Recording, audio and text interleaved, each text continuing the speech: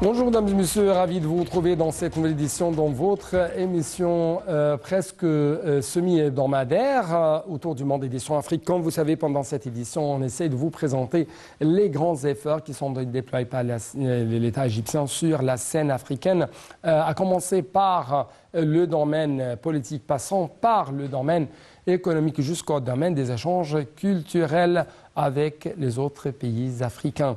Bien sûr, comme vous savez, ce qui se passe au Soudan représente une priorité absolue pour l'État égyptien. C'est pourquoi on trouve que de plus en plus, il y avait des efforts qui sont déployés par les Égyptiens, afin d'arriver à résoudre la situation, à résoudre la crise qui frappe le Soudan. Justement, au niveau diplomatique, on trouve que le ministre égyptien des Affaires étrangères, M. Samar Choukri, a reçu dimanche un appel téléphonique de son homologue comorien, M. Dowahir Demoukamal. Au cours de cet entretien téléphonique, les deux responsables ont évoqué la crise soudanaise.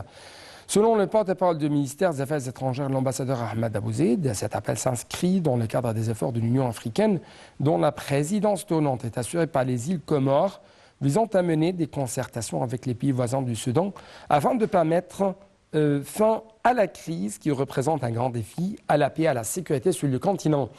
Les deux parties ont exprimé leur vive inquiétude face au non-respect de cessez-le-feu au Soudan et aux multiples violations, ce qui met en péril la vie des civils et les communautés étrangères. Monsieur le ministre de l'Égypte a informé Doul Kamal des efforts égyptiens visant à encourager les belligérants au Soudan à parvenir à un cessez-le-feu.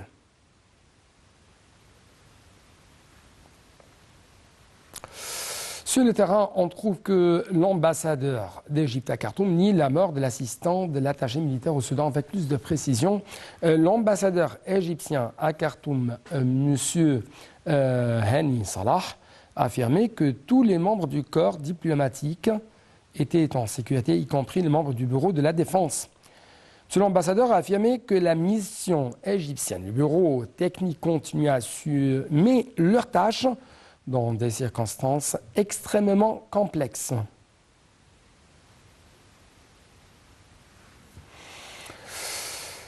Sur le terrain, toujours au Soudan, 1539 Égyptiens ont été évacués du Soudan jusqu'ici. C'est ce qu'a déclaré mardi le porte-parole du ministère des Affaires étrangères, M. Ahmed Abouzid. 446 ressortissants soudanais ont été évacués par voie terrestre, alors que 189 autres dans un état de santé critique ont été évacués par voie aérienne, et ce, en coordination avec les autorités soudanaises, selon le porte-parole du ministère des Affaires étrangères de l'Égypte, M. Ahmed Abouzid. Et de préciser que l'ambassade d'Égypte à Khartoum, les consulats à Khartoum et Port-Soudan, ainsi que le bureau consulaire à Wadi Halfa poursuivent leurs efforts 24 heures sur 24 heures pour évacuer les ressortissants égyptiens dans le cadre du plan de l'État mis en place à cet égard.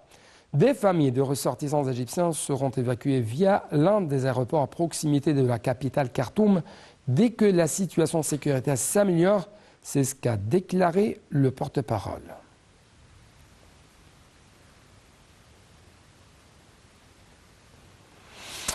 Donc actuellement, je dois quand même vous laisser avec un reportage qui va vous donner plus d'explications, toujours en ce qui concerne les efforts égyptiens visant à évacuer les ressortissants égyptiens au Soudan. Parole du ministère des Affaires étrangères, le conseiller Ahmed Abouzid a déclaré que dans le cadre des efforts égyptiens visant à mettre en œuvre le plan d'évacuation des ressortissants égyptiens au Soudan, l'Égypte a réussi à évacuer jusqu'au 24 avril en cours 134 citoyens par voie aérienne et 334 par voie terrestre, et ce en coordination avec les autorités soudanaises. L'ambassade d'Égypte à Khartoum, les consulats à Khartoum et à Port-Soudan et le bureau consulaire à Wadi Halfa continuent de coordonner les contacts avec les citoyens égyptiens pour assurer leur évacuation respectivement. Entre-temps, Le chef de la diplomatie égyptienne, Sameh Choukri, a reçu un appel téléphonique du secrétaire général de l'Organisation de la coopération islamique, Hussein Ibrahim Taha, pour s'entretenir autour de la crise soudanaise. C'est ce qu'a fait savoir le porte-parole du ministère des Affaires étrangères, le conseiller Ahmed Abouzid. Les deux responsables ont notamment mis l'accent sur l'importance de l'engagement à la trêve au Soudan, exprimant leur préoccupation quant aux violations du cessez-le-feu au cours des jours de Eid al-Fitr. Choukri a passé en revue. En fait, chers téléspectateurs, sur un autre plan, toujours concernant les efforts égyptiens déployés sur la scène africaine, on trouve que la ministre du Plan et du Développement, Mme Hala Saïd, a affirmé récemment l'importance d'adopter des mesures immédiates et ambitieuses pour faire face aux risques climatiques et ce, via l'orientation du gouvernement vers les économies à faible émission de carbone. Tout de suite, les explications. La ministre du Plan et du Développement, Hala Saïd, a affirmé l'importance d'adopter des mesures immédiates et ambitieuses pour faire face aux risques climatiques et ce via l'orientation des gouvernements vers les économies à faible émission de carbone. Elle a souligné l'importance d'intégrer les dimensions environnementales dans les cadres financiers pour aider les gouvernements à évoluer vers des sociétés plus durables et résilientes. Cette déclaration a été faite lors d'un événement organisé par le ministère en coopération avec le Programme onusien pour le développement, PNUD, sous le titre « Dépasser les frontières vers des horizons d'investissement verts en Afrique et dans les pays en développement » en marge de sa participation aux réunions annuelles du Forum sur le financement du développement organisé par le Conseil économique et social des Nations unies.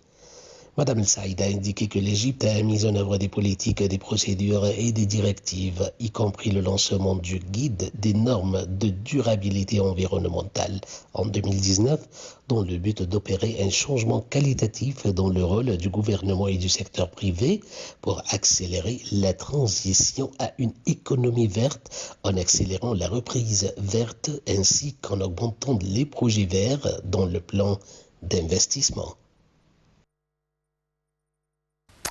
Sur le plan économique et commercial, concernant les échanges avec les autres pays africains, notamment dans le cadre des blocs économiques africains, ZLECAf ou ZLEC, on trouve que le secteur privé égyptien a une grande opportunité d'augmenter les exportations dans le cadre de cette zone de libre-échange continentale africaine dit ZLEC ou ZLECAf, ou ZLECA quand même, selon les déclarations faites récemment par la présidente du Conseil d'affaires africain, Madame Amani Asfour. Donc, les explications, les détails seront contenus dans le prochain reportage. Après ça, c'est le temps d'analyse, car c'est une affaire tout à fait importante pour non seulement l'économie égyptienne, mais aussi pour les autres économies africaines. Et d'augmenter les exportations dans le cadre de la zone de libre-échange continentale africaine. C'est ce qu'a dit Mme Amani Asfour, présidente du Conseil d'affaires africain. Le forum d'affaires sur la zone de libre-échange continentale africaine qui s'est tenu du 16 au 18 avril au Cap sous le thème de accélérer la mise en œuvre de l'accord sur la zone de libre-échange continentale africaine était un événement très important étant donné que le rôle du secteur privé est essentiel et axial, a-t-elle rappelé, ajoutant que le forum se tiendra chaque année.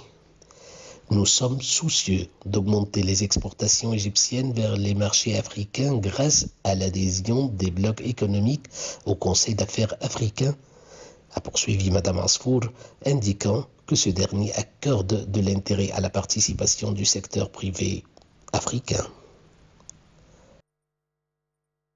Donc, actuellement, j'ai en ligne de la TV internationale M. Raouf Ghafar, analyste économique et politique. M. Raouf Ghafar, bonjour. Bonjour. Bonjour monsieur, merci beaucoup pour nous rejoindre à travers la ligne de la TV internationale. Ma première question porte sur le secteur privé égyptien. Pourquoi il a une grande opportunité d'augmenter ses exportations dans le cadre de la zone de libre-échange continentale africaine, comme c'est ce qu'a déclaré récemment Madame Amani Asfour, la présidente du Conseil d'affaires africain. Premièrement, Oui. le secteur privé égyptien, selon les discours de notre président, doit jouer un rôle très important dans l'économie égyptienne et dans le développement égyptien, Oui. Jusqu'à peut-être 70-75% comme pourcentage. Ça, c'est en premier lieu. En second lieu, l'Égypte regarde à l'Afrique comme un marché très promettant pour les produits égyptiens. Avec la zone de libre-échange, ça devient beaucoup plus facile à transporter nos produits en Afrique et par conséquent augmenter la quantité de produits pour le marché africain. Ce que le secteur privé doit impérativement jouer le rôle le plus important dans ce domaine. Oui. Oui. C'est pour ça, oui. Oui. Comment, selon vous, les accords de cette libre-échange continentale, ZLEC, peuvent faciliter l'accès et l'extension des exportations égyptiennes au marché africain? Comment? Bon, dans certains cas, le passage de produits et de marchandises et le transport en général entre les pays devient de plus en plus facile. Il n'y a pas dans certains cas de douane, etc., etc. Donc ça rend les choses beaucoup plus simples, beaucoup plus faciles. Et c'est justement ce que nous avons besoin comme premier pas pour achever une Afrique économiquement unie dans le futur. Mais en principe, c'est un pas très positif vers cette direction. Nous avons vu déjà des sociétés égyptiennes travailler en Afrique, et même exécuter des projets colossaux en Afrique, mais c'est, comme je viens de dire, c'est une partie. L'autre partie, c'est de, justement, faire arriver nos produits vers les pays africains. C'est pour ça que l'Égypte, justement, donne une importance aux zones économiques différentes, etc., pour même augmenter le nombre de produits qui peuvent être... Mais encore une fois, comment nous pouvons augmenter les exportations égyptiennes vers les pays africains, notamment ceux du secteur privé égyptien? Et est-ce que c'est possible? Est-ce que c'est facile? Et quels sont les obstacles sur le terrain? Comment nous pouvons arriver à enlever, à éliminer de tels obstacles sur le terrain afin de vraiment frayer le chemin devant les produits égyptiens dans les autres pays africains, et ça si je peux dire, dans le cadre de ce bloc économique qui s'appelle ZLEC. Bon, il y a toujours, chaque pays a des régulations, a des lois, etc., etc. Certains pays, dans certains pays, c'est compliqué. Donc, pour introduire un produit dans un pays, ça passe par des étapes qui peuvent être un peu... qui prennent du temps, avec beaucoup de routines, etc. Mais quand on forme des blocs économiques où on signe des accords de libre-échange, etc., donc ça élimine beaucoup de ces pas et ça rend la transportation, le passage, le transit beaucoup plus simple. Ce qui donne la possibilité d'augmenter, justement, comme je viens de dire, les produits de passage. Soit que la destination finale soit le pays lui-même, ou bien passer en transit dans le pays pour aller ailleurs dans des autres pays. Ce sont des choses très importantes. D'ailleurs, ça arrive. Oui. Il y a des accords similaires partout. Et on ne doit pas, nous, en Afrique, tarder à signer et à faire ce genre de accord pour justement aboutir à une intégration économique africaine. Et c'est ça à quoi nous aspirons.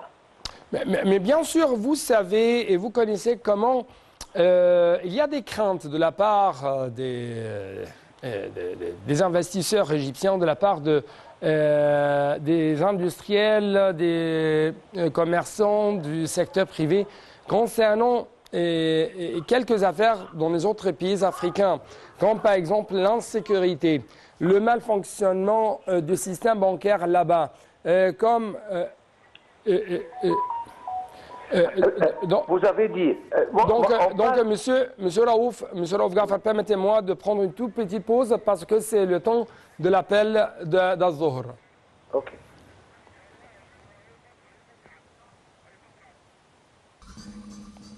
Donc il me reste presque une minute, c'est pourquoi nous devons tout de suite jeter la lumière sur les craintes du secteur privé égyptien concernant l'augmentation de ses exportations vers les autres marchés africains. Monsieur Raouf Ghafar, comment vous avez vu de telles craintes et comment vous avez vu le rôle du Conseil des affaires africains qui vise à jouer un rôle important dans l'établissement des liens et plutôt des réseaux d'affaires entre le secteur privé égyptien et celui du marché africain qui se trouve dans les blocs économiques africains? Vous avez parlé de beaucoup de hasard. Je ne veux pas rentrer dans des détails, mais il y a beaucoup de défis qui se présentent quand on parle d'exportation et d'échanges économiques et commerciaux avec des autres pays. Donc le gouvernement là-dedans, bien qu'il n'est pas un exportateur lui-même, mais avec les relations qui lient le gouvernement égyptien avec les autres pays africains, ils doivent donner tout le support au secteur privé pour justement surmonter ce genre de défis et augmenter la quantité d'exportation vers ces marchés. Ça, c'est le rôle vraiment du gouvernement. Le gouvernement ne doit pas... Il n'y a plus maintenant de gouvernement qui exporte des produits. Plutôt, il exporte des services qui doivent être donnés au secteur privé, qui va représenter le pourcentage le plus grand dans l'économie égyptienne, surtout à partir de l'exportation. Oui, Monsieur Raouf Ghafar, merci beaucoup pour de tels éclaircissements de votre part concernant ces différents points. C'était tout donc pour cette édition. Merci, à la prochaine. Merci, merci.